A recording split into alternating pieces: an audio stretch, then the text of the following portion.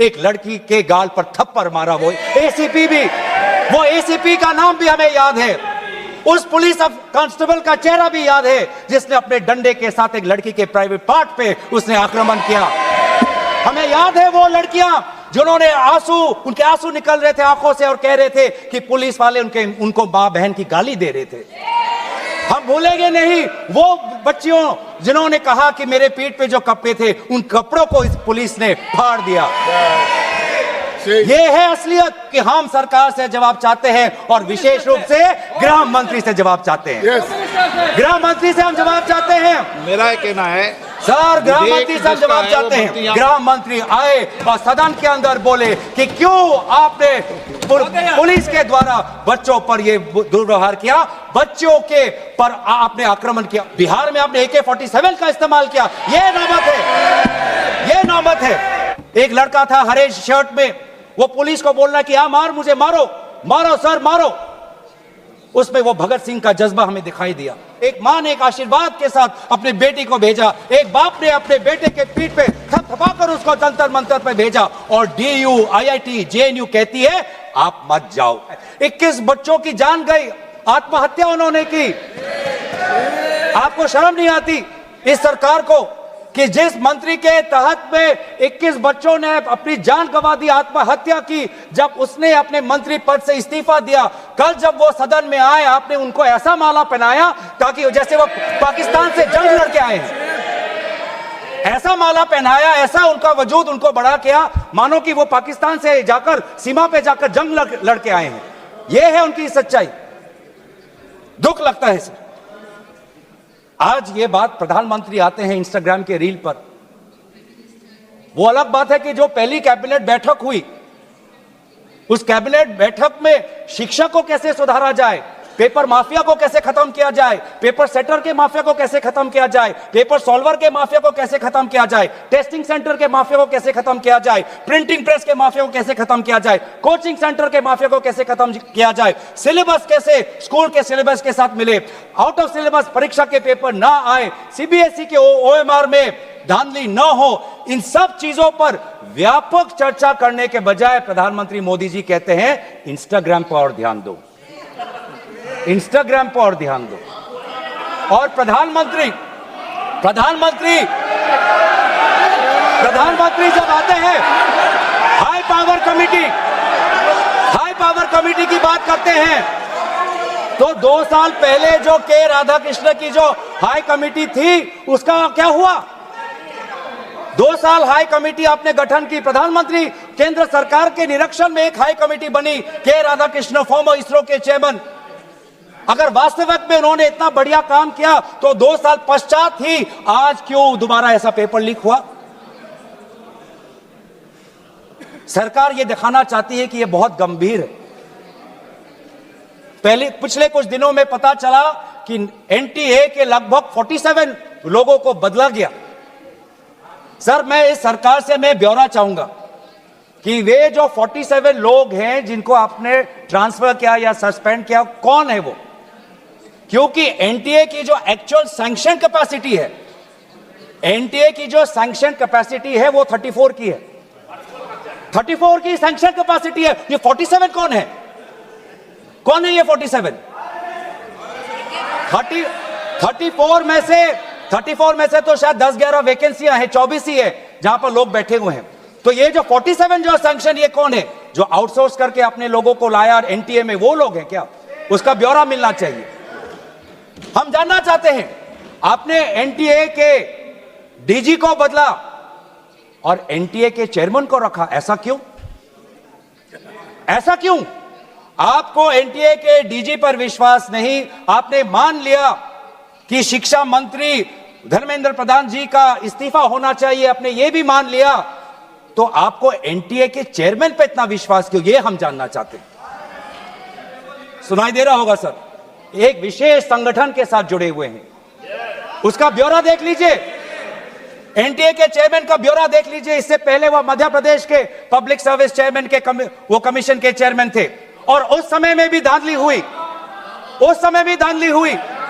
उससे पहले उससे पहले वो छत्तीसगढ़ में भी पब्लिक सर्विस कमीशन में चेयरमैन थे, उस समय में भी धांधली हुई। ऐसे इतने धांधली से जुड़े हुए व्यक्ति को आज भी इतने पेपर लीक होने के पश्चात भी आपकी सरकार बचा रही है।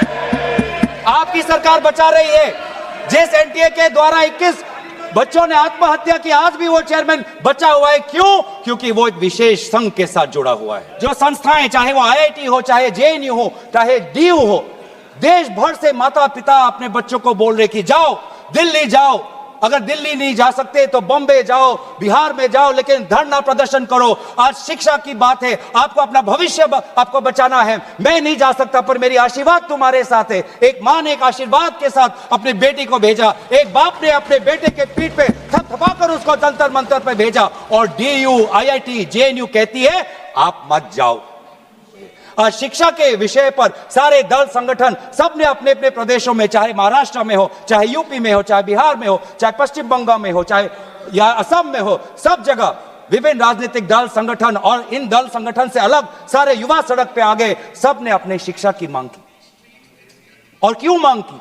उनके दुख को पहले हमें समझना चाहिए, उनके पीड़ा को हमको समझना चाहिए, वो उनके अंदर जो नाराजगी है उस बात को हमें समझना चाहिए। नहीं तो किसी का इतना साहस नहीं कि सड़क पे आके गर्मी बारिश, सड़क पे सोना, पुलिस की लाठी खाना, दिन दिन भूख हड़ताल पे रहना, सबकी इतनी साहस नहीं है। ये साहस कहां से आता है?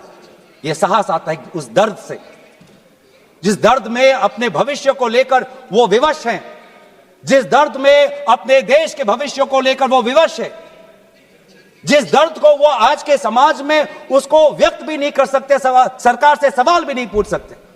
दर्द के बारे में बात करते हुए गोपाल दास नीरज के गीत की बात करता है। वो व्यक्ति, जिस व्यक्ति से राहुल गांधी जी मिलने गए, उसने कहा, उसने हमें याद दिलाया कि नीरज की वो पंक्तियां, स्वप्न झरे फूल से, मीत चुबे शूल से, लुट गए सिंगार सभी, भाग गए बबूल से, और हम खड़े खड़े बाहर देखते रहे, कारवां गुजर गया गुबार देखते रहे। ये बच्चों की वो दुख है। क्या करें? हमारे पास पैसे नहीं है इतने कि हम पेपर खरीद पाएं। 30-30 लाख का पेपर हमें खरीदने के पास, हमारे पिताओं के पास इतने सामर्थ्य नहीं है। वो दुख है, वो नाराज है, और इसीलिए जब वो दुख से वो लड़ नहीं पाते तो आत्महत्या पर आ पड़ते।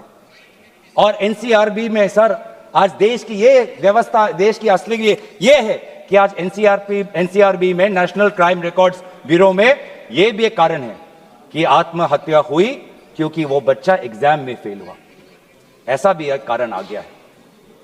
बच्चों की आत्महत्या, छात्रों की आत्महत्या लगभग 1 लाख से ऊपर बढ़ चुकी है। 1 लाख से ऊपर, जिसमें से 2000 ने तो साफ साफ कहा है, 2400 ने साफ साफ कहा है कि मैं फेल हो गया और इसीलिए मैं सुसाइड ले रहा हूं।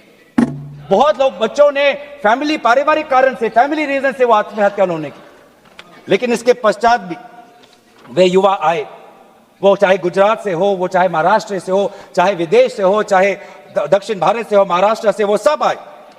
और जब वो आए और दिल्ली की गर्मी, दिल्ली के बारिश से जब वो, जो उन्होंने उसमें जो दर्द है, उसमें जो संघर्ष है, उस संघर्ष को याद करते, उस संघर्ष को झेलने में उन्होंने याद किया सावित्री बाई फुले को। वे लड़कियां जो आई थी, ऐसे बहुत लड़कियां थी जिन्होंने रील पे कहा कि मैं अपने माता पिता को बिना बोले में जा रही हूं क्योंकि मुझे लड़ना है। ऐसे भी लड़कियां थी जिन्होंने कहा कि मैं छात्र नहीं हूं, मैं काम करती हूं, लेकिन मैंने भी कुछ साल पहले नीट का परीक्षा दिया था, मैं पहले अटेम्प्ट में मेरा पेपर लीक हो गया, कितना मानसिक मेरे पे दबाव बना मैं खुद समझ सकती हूं। आज अगले पीढ़ी के साथ, जिस समय मैं खड़ी नहीं हो पाई, मैं बाहर नहीं आ पाई, लेकिन आज अगले पीढ़ी के साथ मैं खड़ा होना चाहती हूं, मैं जाऊंगी आज। ये सब वहां पे आए क्यों? क्योंकि उन्होंने इतिहास को याद किया कि जिस प्रकार से सावित्री बाई फुले हो या फातिमा शेख हो, जिस प्रकार से समाज ने उन पर उत्पीड़न किया, लेकिन वो कभी भी अपने बाग से हटे नहीं। युवा लोग आए, एक लड़का था हरे शर्ट में, वो पुलिस को बोल रहा कि मार, मुझे मारो, मारो सर मारो। उसमें वो भगत सिंह का जज्बा हमें दिखाई दिया। किस प्रकार से पुलिस वालों ने बच्चों पर हाथ उठाया और उन्होंने बोला कि चलो मैं भी एक लाठी खाने जाऊंगा। ये है हमारा युवा शक्ति। मैं इस सदन से भारत के युवा समाज को मैं नमन करता हूं, आभार प्रकट करता हूं, शुभकामनाएं मैं देता हूं, धन्यवाद देना चाहता हूं कि आपने हमें दोबारा याद दिलाया कि लोकतंत्र का मतलब क्या है। आपने दोबारा हमें याद दिलाया कि सवाल पूछना आप सबका, हमारा सबका मौलिक अधिकार है। हमने वो भी देखा उस मध्य प्रदेश से आए हुए आदमी को जिसके सर पर खून निकल रहा था। क्यों? क्योंकि कांटों से भरा हुआ एक डंडा उसके सर पर पड़ा और उसने तब भी वो पीछे नहीं हटा। खून से लथपथ उसका चेहरा। उस समय भी पुलिस को ललकार रहा था कि देखो ये लोकतंत्र है, लोकतंत्र में जनता जनार्दन है, जनता प्रजा राजा होता है। ये है वहां की उस ताकत। मैं जहां पर हमने लोकतंत्र की ताकत देखी, वहीं पे हमने इस सरकार की क्रूरता भी देखी।